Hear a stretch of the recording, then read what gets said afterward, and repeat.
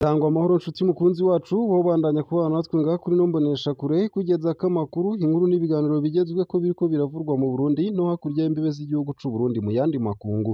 Ndaguhaye kaze, ndaguhaye mwiriwe neza canke mwaramutse neza bivanye naho dukurikira uherereye.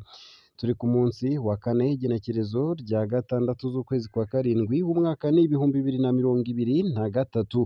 Utegerezwa gusa kubandanya ubana natwe. Kubana natwe ni ugufyonda sabone canke subscribe nawe utarafyondako ukaja urashikirwa n'amakuru yose inkuru n'ibiganiro tubandanya gushikiriza.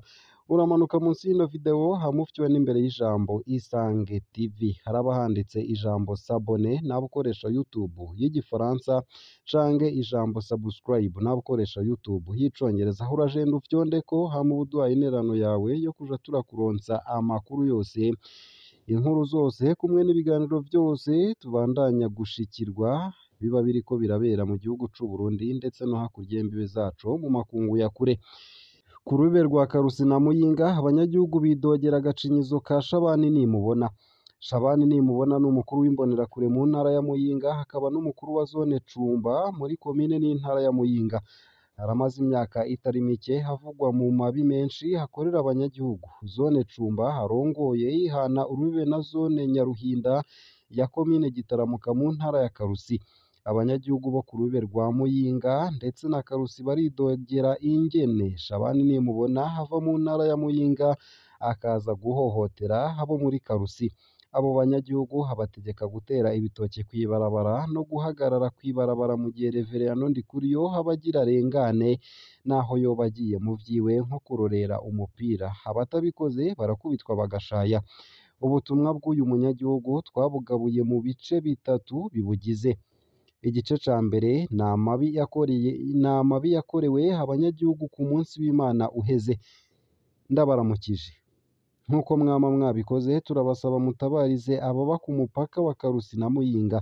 Ku munsi w'Imana uheze igenekerezo rya kabiri z'ukwezi kw'indwi 2023 umunyamabanga mukuru w'umugambwe uri ku butegetsi yararamutse aca mw'ibarabara inimero 12 agiye i Muyinga kurorera umupira aho umurwi Egere Ntware wakina na Vitaro. Niho wa muhungu wiwe Shabani Nimubona yaca ahera icumba akubita abantu ngo batere ibitoke abenegihugu yarakubise aritonda arashika no ku rugabano rwa Karusi na Muyinga arinjira muri Karusi arakubita abantu ku mitumba ya zone Nyaruhinda muri komine Gitaramuka. Aho hose yagendana inkoho ya pistole.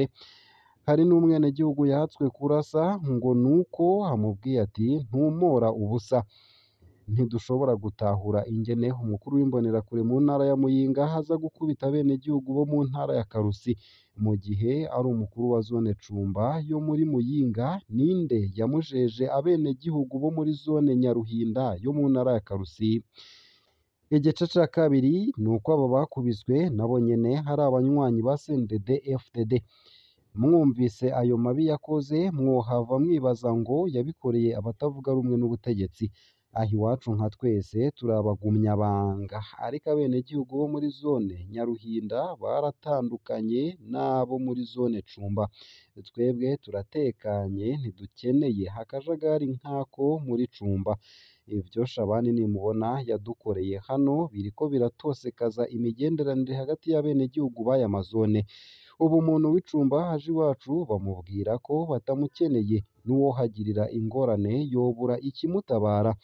Ivyo vyose ni kubera iyo Shabani Nimubona aje kuduhohotera aza yitwaje imbonerakure zo muri Cumba.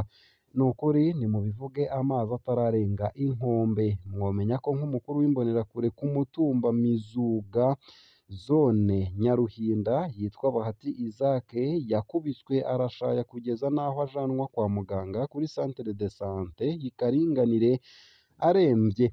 Ubu akaba avundiye mu nzu ntiyicara aryama yubitse inda. Aho hose yazira ko aho bari bamushinze ko aguma ahagaze kw'ibarabara basanze yahavuye. Mwumve namwe ako kamaramaza. We yakubiswe n'akarwi k'imbonerakure kari karongowe n'uwitwa Nisanirize François. turagusavye utuvugire twebwe ufasha ntaco tworonka tuguhemba kiretse Imana gusa. Ica gatatu kandi womenya ko ivyo vyubahiro bihabwa Reveriyano Ndikuriyo wenyene. Ikintu kidutangaza nuko ivyo bintu biba iyo Reveriyano Ndikuriyo hagira arengane.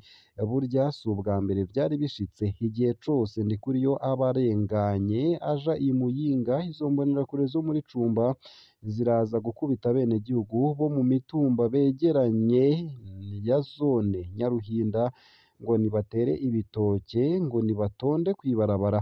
Ariko iyo haje umukuru w'igihugu ivyo bintu ntibibaho.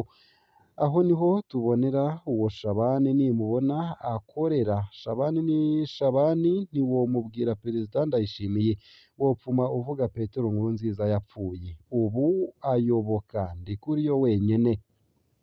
Niyo mpamvu tumwita umuhungu wa Ndikuriyo. Ibi bintu twebwe biradutera amakenga. Womengo hari intwaro zibiri mu gihugu, ariko iyikomeye ikaba iya Ndikuriyo kurusha n'umukuru w'igihugu. Shabani nimubona akaba amaze imyaka myinshi cane avugwa mu mabi hatagira izina, arimo gukubita abanyagihugu, kubaboreza igufa, kwica batavuga rumwe n'ubutegetsi, kubanyuruza bakaburwa irengero, kugendana ibigwanisho, iterabwoba n'ubusuma. Ariko iyo myaka yose yamye hari ntakorwako kubera yama afise abategetsi bo hejuru bakorana. Babura amatari baza barakuranwa mu ntara ya Muyinga bisanga ata jambo bafise imbere ya Shabani, ahubwo womengo niwe abatwara. Aka kajagari kazohera ryari? Ninde azotabara abanyagihugu? Womenya neza ko ubutumwa mbusomye neza na neza nk'uko bwanditse ku rubuga Ijisho ry'Umunyagihugu rutanga ubutumwa bw'abanyagihugu ko babutanze nyene.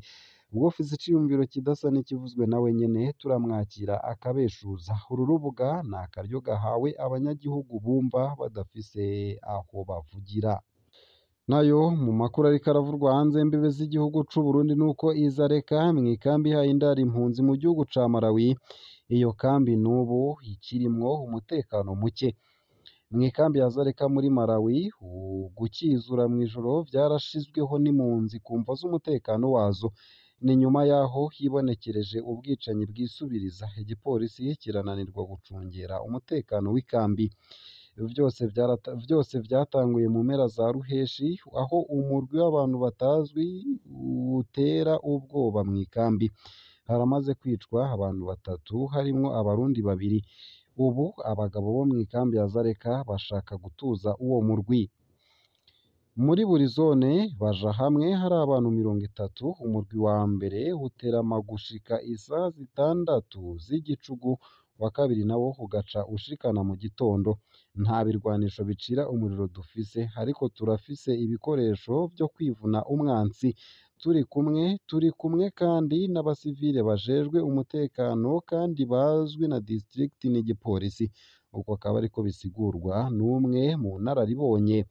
Nubwo ata muntu n'umwe harahagarikwa, impunzi zirashima ku bijanye no gukurikira no kugarukana ituze iwabo.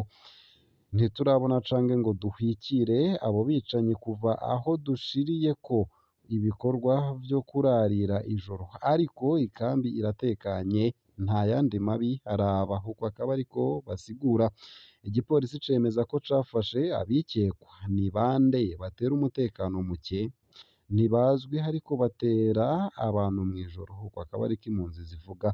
Bitwaza ibipanga n'amahiri canke ivyuma, baba bambaye ibikoti birebire, baratera ubwoba. Uko akaba ariko bongera ko igice kirangwamwo umutekano muke gusumba kigizwe n'amazone 3 ahakunda kwibonekeza icikagurika ry'umuyagankuba muri iyi minsi iheze. Imvo z'ubwo bukozi bw'ikibi ntiziramenyekana, ariko impunzi hari ivyo zivuga zibaza. Ikambi ubu iruzuyemwo abantu kubera abantu birukanywe bakurwa mu bisagara. Bamwe ntibagira n'aho barara. Birashoboka ko abo ari bo bagomba guhungabanya umutekano kugira ngo bagaragaze umubabaro wabo, kuko ikambi yari itekanye ubwa mbere. Uko akaba ariko impunzi z'abarundi zisigura. igipolisi categetse ko hata ruja n'uruza rusubira kuhaba kuva isaha 12 z'umugoroba kugira ngo bagerageze kurondera abo bicanyi no gucungera umutekano mw'ikambi ya Zareka ihaye indaro impunzi zirenga ibihumbi 50 ziva mu bihugu vyinshi vya Afurika harimwo ibihumbi 11 vy'Abarundi.